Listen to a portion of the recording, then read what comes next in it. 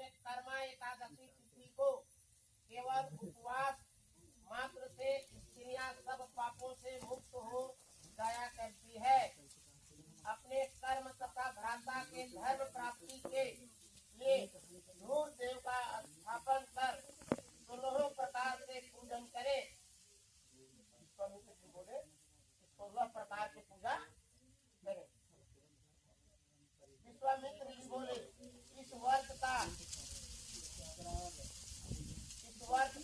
एक वृत्तांत मैं सुनाता हूँ, आप लोग ध्यान देकर सुने। पहले सतयुग में विश्वकर्मा नाम के एक राजा थे। उनके दो पुत्र थे। उनका नाम कर्म और धर्म था। कुछ समय बीतने के बाद विश्वकर्मा स्वर्ग को प्राप्त किए। हो गए, मर गए, है ना? कर्मा और धर्मा के बाप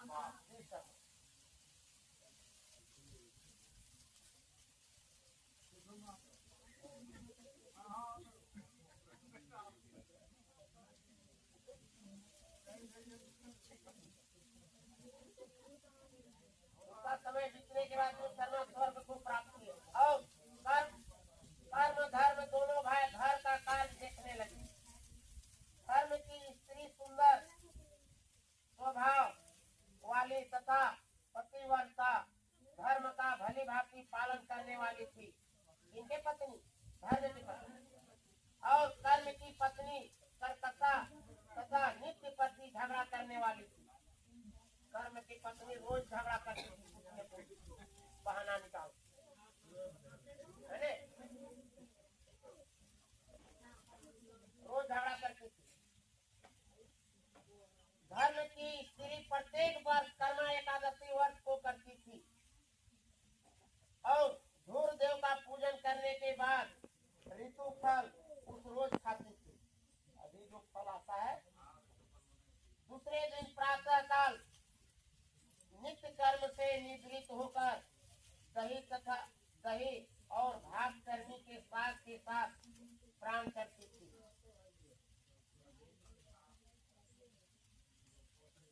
कर्मी के साथ खाती थी। इस वर्ष के प्रभाव से सभी प्रकार के विघ्न नष्ट हो जाते हैं और मृत्यु लोक में सुख को भोगकर अंत में स्वर्ग की प्राप्ति होती है। कर्म की कर्कशा स्त्री कभी भी व्रत नहीं करती थी, कभी पूजा पाठ कुछ नहीं, देवभूता को कभी कुछ नहीं, और सर्वदा भात बनाकर माण को अच्छे जगहों में फेंक देती थी। इस कुकर्म से उनके कर्म गृह छोड़कर भाग गए। उनका कर्म था वो घर छोड़ करके भाग गए। अनंतर राजा भी अपने कर्म को ढूंढने के लिए जंगल को प्रस्थान कर गए। सामने रखा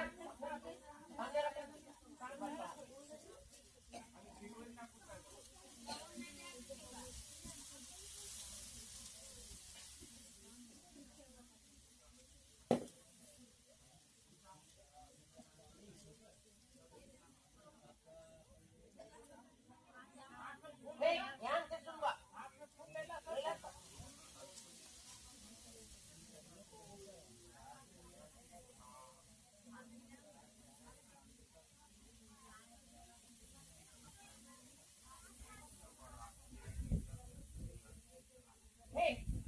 हाथ जोड़ के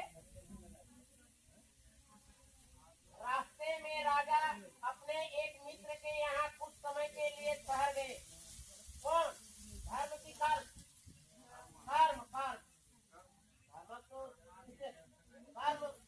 अपना भाग ढूंढने के लिए निकले थे। तो रास्ते में एक मित्र के यहाँ कुछ समय के लिए ठहर गए, किंतु वहाँ भी उनकी विपत्ति पहुँच गई। उनका भी वहाँ आपस हो गया। मित्र के पास भी सारा, लेकिन वहाँ भी उनको काम नहीं बना। चोरों ने उनके मित्र का भी धन अपहरण कर लिया। यहाँ शराब था, उसका धन उस रात में चोर चुरा लिया।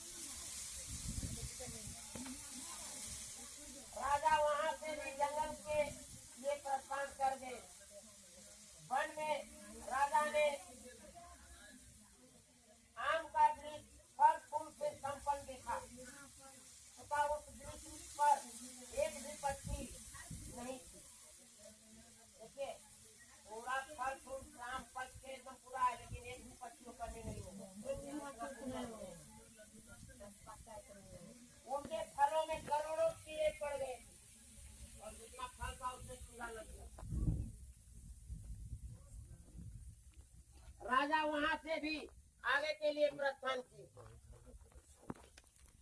राजा अपने कर्म को ढूंढते हुए जा रहे थे कि वन में इधर उधर बछड़े के साथ दौड़ती हुई गौ को देखकर पूछा कि तुम कर्म को जानती हो? गौ ने कहा, मैं कर्म को नहीं जानती हूँ। राजा व्याकुल होकर और अपने जीवन से निराश होकर तथा दीर्घ गर्भ श्वास को छोड़कर यमुना के तट पर गिर पड़ा।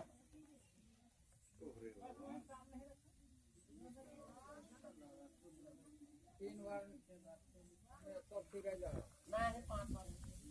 तो 2 बार भेले और 3 बार ये लंबा है।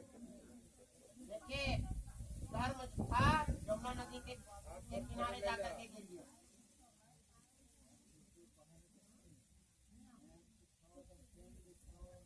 फिर मन लगा के तभी ऋषि के स्वरूप को बनाकर उनका कर्म बोला। देखिए, कर्म देवता है यमुना नदी में। कर्म बोला कि इधर आओ तथा उनका दाहिना हाथ पकड़कर यमुना में प्रवेश कर गए और कर्म के दाहिना हाथ को पकड़कर यमुना में प्रवेश कर गए। वहां जाकर राजा ने कहा, हमारे घर को छोड़कर मेरे कर्म देव भाग गए हैं, इस कारण से मेरी संपूर्ण संपत्ति नष्ट हो गई है।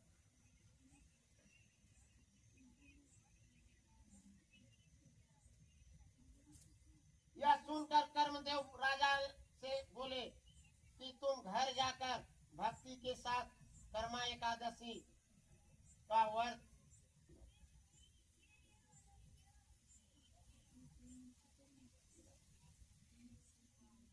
कर्मा एकादशी का व्रत करो। इस व्रत के प्रभाव से पापों से छूटकर तुम उत्तम सिद्धि को प्राप्त करोगे। पुत्र पौत्र के साथ तुम्हारे सभी मनोरथ पूर्ण होंगे। तुम घर जाकर कर्मा एकादशी व्रत तथा धूर का पूजन भक्ति के साथ करो। फिर चढ़ा 3 बार और 2 बार है ना? एक 2 बार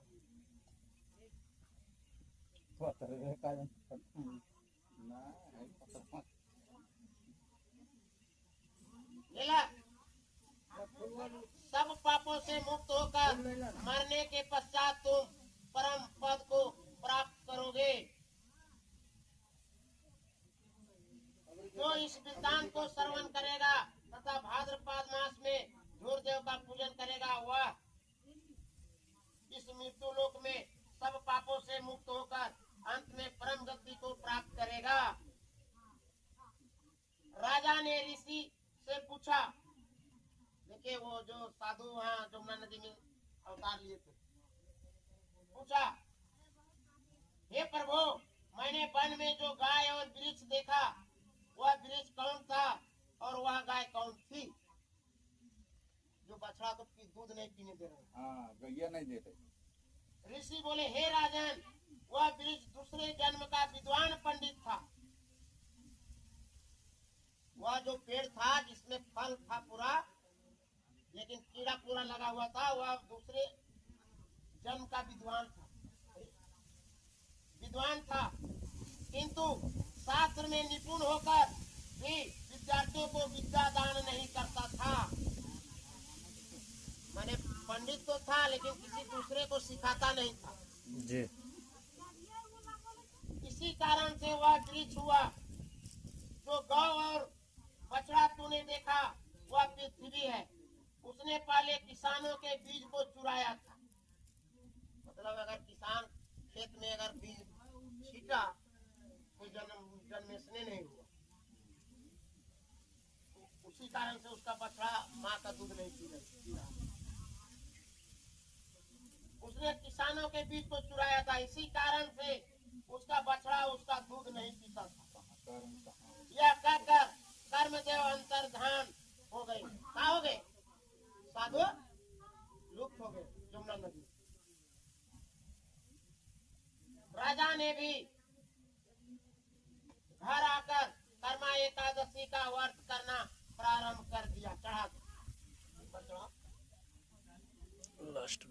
ये साफ पोछ पाछ के ले लो।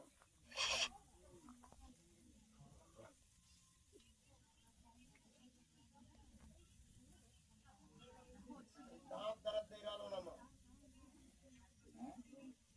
वो कैसे फेंकवा चलवा तो नरम है वो। अरे बुटवा गरम है तो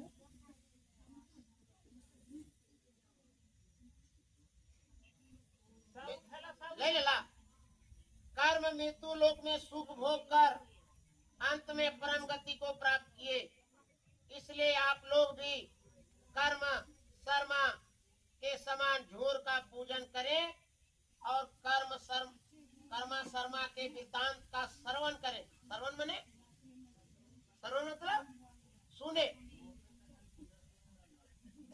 हे विप्र, ये सब व्रतों में उत्तम व्रत मैंने आपको सुनाया। इस व्रत को करने से मनुष्य सब पापों से छूट जाते हैं। इति श्री कर्मा एकादशी व्रत कथा समाप्त।